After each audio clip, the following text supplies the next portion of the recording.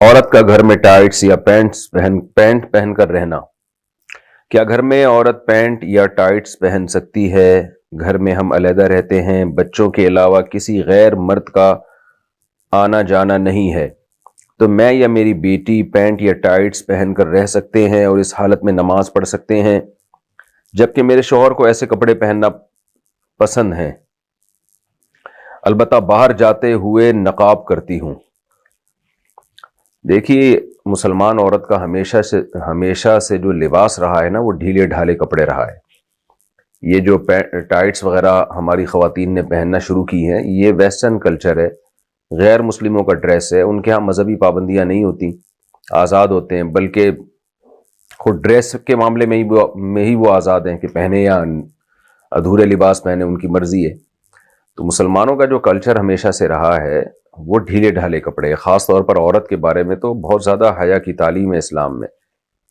تو اس لیے وہ ڈریسنگ جو مغربی دنیا سے آ رہی ہے، ہماری مسلمان عورت کو اس سے اجتناب کرنا چاہیے۔ انسان کے ڈریس کا نا اس کے ذہن پر بہت بڑا اثر پڑتا ہے۔ تو آپ نے بتایا کہ گھر میں کوئی غیر مرد نہیں ہوتا، ٹھیک ہے، غیر مرد گھر میں نہیں ہوتا تو لیکن بچے تو ہوتے ہیں نا، تو بیٹیاں تو ہوتی ہیں، تو بیٹیاں ماں سے پھر وہ ڈریسنگ سیکھتی ہیں۔ جب غیر مرد نہیں ہے تو پردے کے وہ احکام نہیں ہیں، تو بے پردگی کا تو کوئی گناہ نہیں ہوگا، کیونکہ اوپر لمبی شرٹ ہے۔ جیسے نماز میں ہم نے دیکھا ہے بعض مرد پینٹ پہنتے ہیں، اس کے اوپر تھوڑی شرٹ نیچے لمبی ہوتی ہے، تو اس میں ایسا نہیں ہوتا کہ وہ سطر کے آزاد نمایاں ہو رہے ہوں۔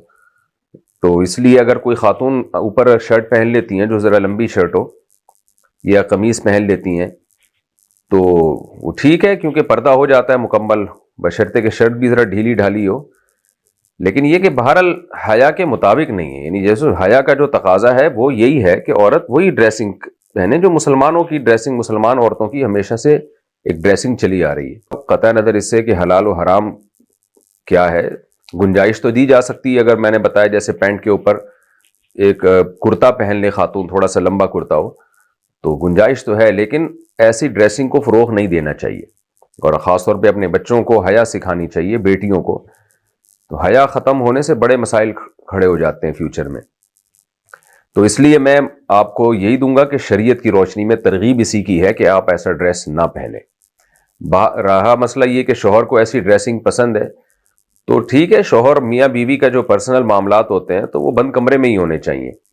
بچوں کے سامنے ایسا ڈریس پہننا وہ بہرحال مناسب نہیں ہے۔ اگر بچے بھی گھر میں نہ ہوتے، آپ بالکل اکیلی ہوتی ہیں، میاں ہوتے، تو پھر تو ظاہر ہے میاں بیوی کا تو کوئی پردہ ہی اللہ نے نہیں رکھا، تو وہ تو جو مرضی لباس پہنے ان کی مرضی ہے۔ لیکن یہ کہ اس طرح جب بچے گھر میں موجود ہیں، بیٹیاں گھر میں موجود ہیں، تو پھر ایسے لباس سے احتراز کرنے چاہیے جو حیا کے خلاف ہو، یا حیا کے خلاف تو نہ ہو لیکن حیا کے معیار پر پورا نہ اترتا ہو۔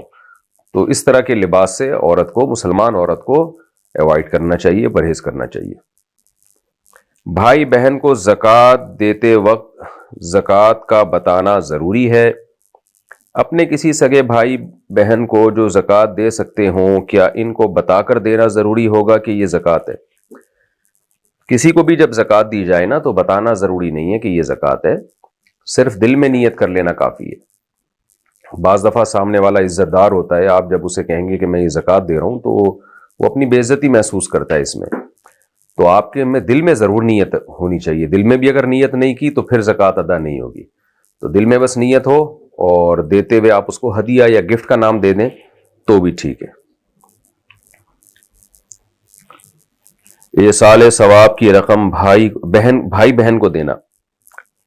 اچھا بھائی، میں اپنی والدہ کے ایصال ثواب کے لیے صدقے کی کچھ رقم نکالنا چاہتی ہوں، کیا وہ رقم میں اپنے کسی ضرورت مند سگے بھائی یا بہن کو دے سکتی ہوں؟ نیز کیا یہ بتا کر دینا ہوگا کہ یہ رقم میں نے امی کے ایصال ثواب کے لیے نکالی تھی؟ جی بالکل دے سکتی ہیں۔ اگر آپ کے بہن بھائیوں میں کوئی ضرورت مند ہے تو اس کو دینا ڈبل ثواب ہے۔ حدیث میں آتا ہے کہ رشتہ داروں کو صدقہ کرنا، اس میں دگنا ثواب ہے، ایک صدقے کا ثواب ملے گا اور ایک رشتہ داری جوڑنے کا ثواب ملے گا۔ باقی یہ کہ آپ جب ان کو رقم دیں اور نیت یہ ہو کہ والدہ کو ثواب ملے، تو بتائیں نہیں ان کو، یہ بتانا سامنے والے کی بے عزتی کا ذریعہ، بے عزتی کا سبب بنتا ہے۔ وہ کہیں گے لو بھائی، ہمیں پتہ نہیں کیا سمجھا ہوا اس نے، اماں کے ثواب کے لیے ہم پہ صدقہ کیا جا رہا ہے. تو آپ بس دل میں نیت کر لیں اور ان کو دیتے ہوئے نام زبان سے ہدیے کا استعمال کریں کہ بھئی یہ گفٹ ہے آپ کے لیے, یہ تحفہ ہے آپ کے لیے. دل میں آپ نیت کر لیں تو کافی ہے. ایک خاتون نے پوچھا ہے کہ اگر خواتین کی ٹانگوں پر بہت زیادہ بال ہوں تو کیا وہ ریزر کا استعمال کر سکتی ہیں؟ اس کے علاوہ ویکسین کی جاتی ہے جو بہت پینفل ہوتی ہے. اس کے علاوہ ہیئر ریموول کریم استعمال ہوتی ہے جو کہ بہت ایکسپینسو ہوتی ہے. اس بارے میں بتائیں کیا ان چیزوں کے استعمال کی جاتی ہے؟ جائز ہے کوئی بھی چیز استعمال کر کے بالوں کو ختم کیا. اگر کوئی کہے میں سائنس کو مانتا ہوں مذہب کو نہیں مانتا تو کیا حکم ہے؟ اگر کوئی یہ کہے کہ میں صرف سائنس کو مانتا ہوں, زیادہ مذہبی باتوں میں نہیں گھستا, دوسرا شخص اسے بولے کہ آپ اس طرح کے الفاظ سے اسلام سے خارج ہو سکتے ہیں, وہ جواب میں کہے کہ ہاں میں اسلام سے خارج ہوں, تو کیا اس سے وہ اسلام سے نکل جاتا ہے اور کافر ہو جاتا ہے؟ جی بالکل نکل جاتا ہے. اتنے واضح لفظوں میں کہہ دیا کہ میں اسلام سے خارج ہوں, اب بھی نہیں نکلے گا تو پھر کب نکلے گا؟ تو آج کل جو ہمارے معاشرے میں نام نہاد لبرل لوگ پیدا ہو رہے ہیں وہ اس طرح کی باتیں کرتے ہیں کہ میں سائنس کو مانتا ہوں مذہب کو نہیں مانتا, اور یہ بیچارے پرلے درجے کے بے وقوف ہوتے ہیں. اس لیے بے وقوف ہوتے ہیں کہ مذہب اور سائنس ایک دوسرے سے ٹکراتے نہیں ہیں.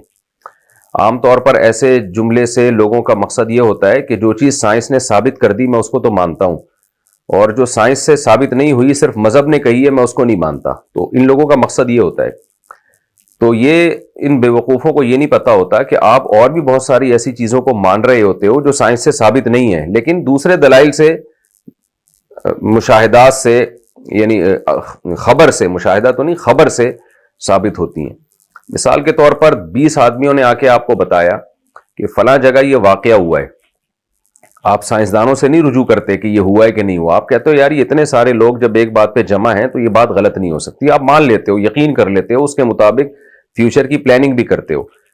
کسی نے آ کے آپ کو بتایا کہ جی فلاں جگہ بم پھٹا ہے, آپ وہاں گئے نہیں, نہ آپ نے وہاں دیکھا, نہ آپ وہاں جا سکتے ہیں, لیکن آپ کا وہاں سفر تھا اور حالات کی وجہ سے آپ نے سفر کینسل کر دیا. حالانکہ سائنسدانوں نے نہیں کہا ہوتا, نہ سائنس نے کوئی پروف ثابت کیا ہوتا ہے, نہ کوئی آپ نے ویڈیو دیکھی ہوتی ہے, بہت سارے لوگ خبر دے رہے ہوتے ہیں, تو آپ اس خبر کی بیس پہ یقین کر لیتے ہو. ہسٹری کو دیکھیں آپ, جو ہسٹری کی باتیں ہم قائد اعظم محمد علی جناح پیدا ہوئے, گاندھی جی پیدا ہوئے, پھر یہ ہوا, پھر یہ ہوا, یہ ساری چیزیں تو خبر سے ثابت ہے نا, اخبار سے ثابت ہیں, نیوز سے ثابت ہیں. تو جو سچے آدمی کی خبر ہے نا اس خبر کو بھی مانا جاتا ہے چاہے سائنس نے اس کو ثابت نہ بھی کیا ہو, ہاں جب تک سائنس اس کے خلاف نہ گئی ہو. مثال کے طور پر لوگوں نے آ کے آپ کو خبر دی کہ فلاں جگہ بم پھٹا ہے, تو اب وہاں لوگ, بہت سارے لوگ تفتیش کے لیے چلے گئے اور وہاں ویڈیو بنائی, دیکھا یہاں تو کچھ ہے ہی نہیں, کوئی آثار ہی نہیں ہے. تو اب اس خبر کو جھٹلایا جائے گا اس لیے کہ جو اس کے خلاف آپ کو شواہد مل گئے.